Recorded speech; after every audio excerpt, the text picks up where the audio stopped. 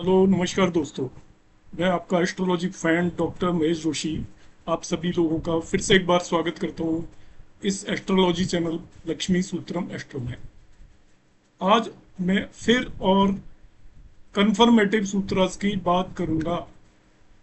जैसा कि मैं हर वीडियो में बोलता हूँ कि हमारे क्लासिक्स में जितने भी सूत्रास ऋषि ऋषि मुनियों ने लिखे हैं वो सभी इंडिकेटिव हैं। वो हमें इशारा करते हैं कि ये चीज ऐसा होने पे हो सकती है, मगर वो कोई भी कंफर्मेटिव सूत्र नहीं है। उन्हें आप एज इट इज लगाएंगे तो आपको मुंह की खानी पड़ेगी या आप गलत प्रूफ होंगे।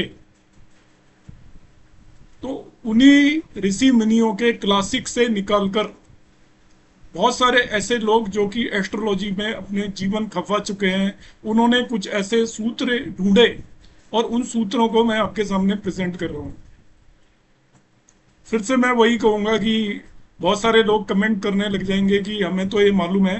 तो जिन्हें मालूम है ये उनके लिए नहीं है, जिन्हें मालूम है वो इनका यूज कर रहे होंगे, बहुत अच्छी बात है। मगर जो मेरा मकसद है वो हर एक पर्सन तक एस्ट्रोलॉजी के गूढ़ रहस्यों को पहुंचाना है। तो जिन लोगों को नहीं मालूम है उनके लिए नई जानकारी होगी। वैसे मेरा ये बिलीव है कि बहुत कम लोग ही इन सूत्रों के बारे में जानते होंगे। यदि मेरे इस चैनल पर 100 व्यूअर्स हैं तो उसमें से 2 3 4 लोगों से ज्यादा को ये सूत्र नहीं पता होंगे, और ये कंफर्मेटिव सूत्र हैं। कंफर्मेटिव मतलब इनके फेल या असफल होने की बहुत कम पॉसिबिलिटी है। तो आज मैं राहु के सूत्रों की बात करूंगा। जनरली राहु का नाम सुनकर मैं देखता हूं कि वीडियोस जितने भी अपलोड होते हैं यूट्यूब पर, तो राहु के वीडियोस के व्यूज बहुत ज्यादा आते हैं, क्योंकि राहु और केतु के बारे में हम एस्ट्रोलॉजर्स ने लोगों के मन में बहुत सारी भ्रांतियां डाली हुई हैं, डराया हुआ है लोगों को। शनि की 7.5 और राहु केतु से लोग डरे होते हैं और इन्हीं को देखते हैं, और डरने की वजह यह है कि राहु केतु के बारे में ना ही तो क्लासिक्स में बहुत कुछ कहा गया है और ना ही एस्ट्रोलॉजर्स को बहुत ज्यादा मालूम है। तो जो भी डार्क एरिया होता है वो उठा के राहु केतु के ऊपर डाल देते हैं। कोई चीज नजर नहीं आती तो राहु केतु पर डाल देते हैं। मैं क्षमा चाहूंगा क्योंकि मैं यहाँ पे ब्लंटली बोल रहा हूँ, मगर ये फैक्ट है।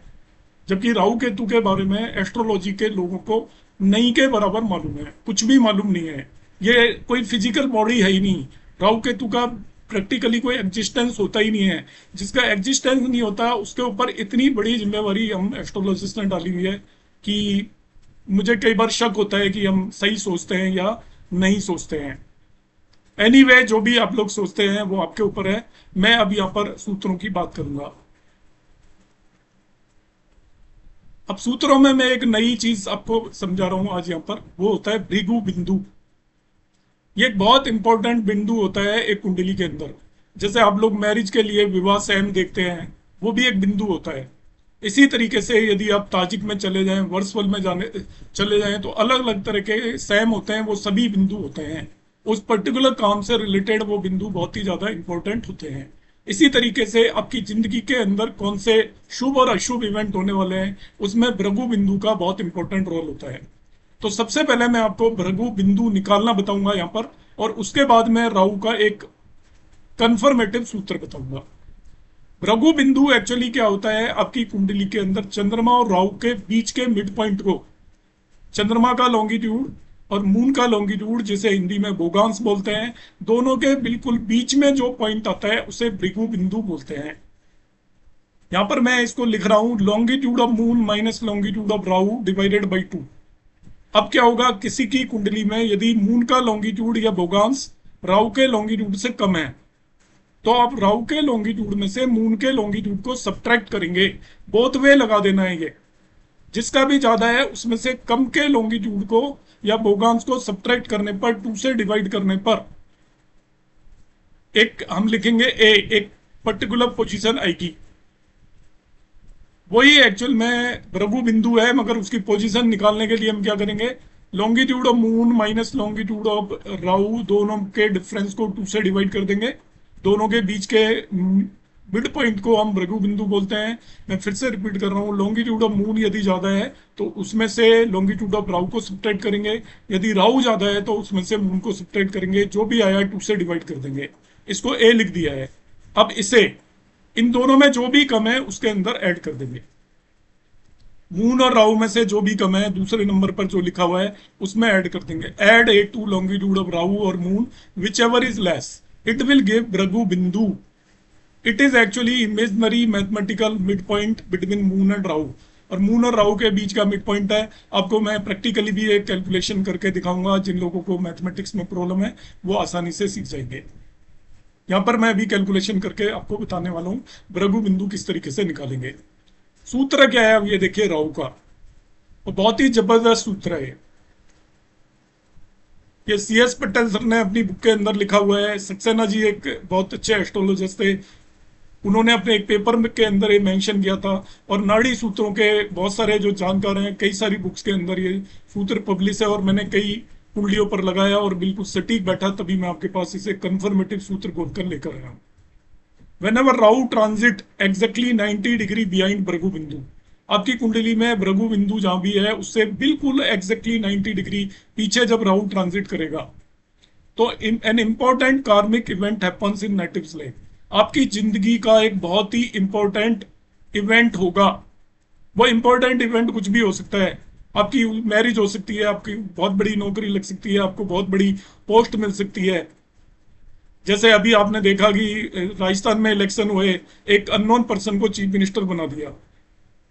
एमपी में इलेक्शन हुए, एक अननोन पर्सन चीफ मिनिस्टर बन गया, तो उसकी लाइफ के अंदर एक कार्मिक इवेंट हो गया। तो इस तरीके के बहुत ही ज्यादा इंपॉर्टेंट इवेंट आपकी लाइफ के अंदर होंगे, वो अच्छे बुरे किसी भी तरीके के हो सकते हैं, मगर इवेंट होगा जरूर जब भी भृगु बिंदु से 90 डिग्री पीछे राहु ट्रांजिट में चलकर आएगा।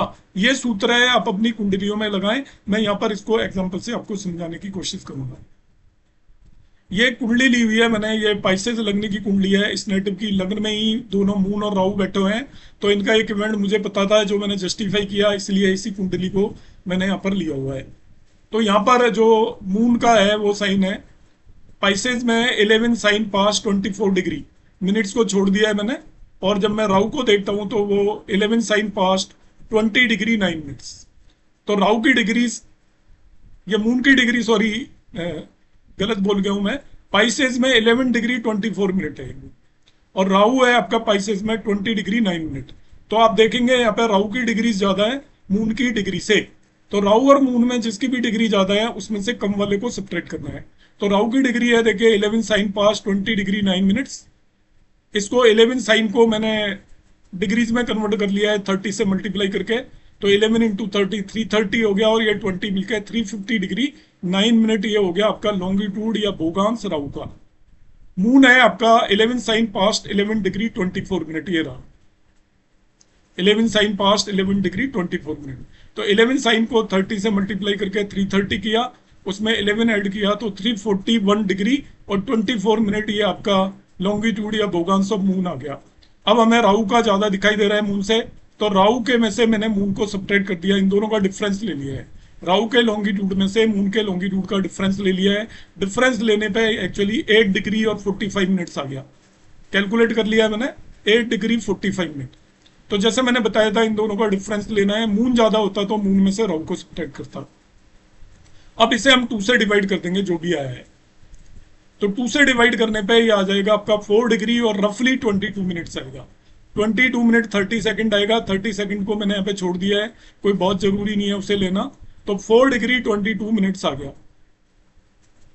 इसको अब हम क्या करेंगे, इन दोनों में जो भी लेस है उसमें ऐड कर देंगे। तो मून का लॉन्गिट्यूड लेस है, मून का लॉन्गिट्यूड है 11 साइन 11 डिग्री 24 मिनट, उसमें मैंने इसको 4 डिग्री 22 मिनट्स को ऐड कर दिया, तो ये आ जाएगा 11 sine 15 degree 46 minutes. Rough accurate calculate करूंगा तो 46 मिनट 30 सेकंड्स आएगा, उसकी कोई बहुत ज्यादा जरूरत नहीं है। तो ये भृगु बिंदु निकाल दिया इस नेटिव का मैंने, तो भृगु बिंदु भी ये लग्न में ही आ रहा है, और 11 साइन 15 डिग्री 46 मिनट्स है इसका भृगु बिंदु। तो जब भी राहु इस पर्टिकुलर डिग्री से भृगु बिंदु से 90 डिग्री पीछे होगा, तब इस नेटिव की लाइफ में एक इंपॉर्टेंट इवेंट होगा। ये राहु का कंफर्मेटिव सूत्र है। 90 डिग्री पीछे होने का मतलब 3 साइन पीछे होगा, तो इसमें से मैं 3 साइन हटा देता हूं, तो 3 साइन पीछे होने का मतलब हो गया है 8 साइन 15 डिग्री एंड 46 मिनट। जो भी आपका भृगु बिंदु आया है उसमें से 3 साइन निकाल दें, वो पोजीशन होगी राहु की। जब राहु उस पोजीशन पर ट्रांजिट करेगा तो एक बहुत इंपॉर्टेंट कार्मिक इवेंट होगा नेटिव की लाइफ में। तो इस पर्टिकुलर नेटिव की लाइफ में हमेशा एक इंपॉर्टेंट इवेंट होने वाला है जब भी राहु आपका सेजिटेरियस या धनु राशि में 15 डिग्री 46 मिनट पर ट्रांजिट करेगा। तो इस पर्टिकुलर पर्सन की कुंडली के अंदर अगस्त 2010 में ऐसा हुआ था, और एक इंपॉर्टेंट कार्मिक इवेंट हुआ इसकी लाइफ के अंदर कि he was promoted out of turn. ये गवर्नमेंट सेक्टर में होते हुए भी इसको आउट ऑफ टर्न प्रमोशन मिला, जो कि गवर्नमेंट सेक्टर में पॉसिबल नहीं होता। तो नॉर्मली जो इवेंट नहीं होने वाला था वो इवेंट इस नेटिव की लाइफ के अंदर 2010 में हुआ। मैंने इसको वेरीफाई किया, उस नेटिव ने भी बताया बिल्कुल एग्जैक्टली उस टाइम पे इवेंट हुआ है। मैंने इनकी कुंडली पर लगाया, मैंने पूछा आप सोचिए अगस्त 2010 में कुछ इवेंट हुआ है क्या, तो इन्होंने बताया मुझे, और ये यहाँ पर सूत्र अच्छे से लग गया। उम्मीद है आपको ये सूत्र अब समझ में आ गया होगा। अब राहु से रिलेटेड मैं एक दूसरा सूत्र बता रहा हूं, और ये सूत्र जो लोग जिनका बर्थ टाइम एक्यूरेट नहीं है उनका बर्थ टाइम एक्यूरेट करने के काम भी आता है। बहुत ही जबरदस्त सूत्र है। बर्थ टाइम रेक्टिफिकेशन भी इसकी हेल्प से कर सकते हैं। मैं थोड़ा सा यहाँ पे करने की कोशिश करूंगा, आपको बताने की कोशिश करूंगा। तो ये सूत्र एक्चुअली है नवांश चार्ट का, D9 चार्ट का सूत्र है। नवांश चार्ट के अंदर हमें लगेंगे। तो सूत्र क्या है, when ever Rahu transit through 64th Navamsa from लग्न।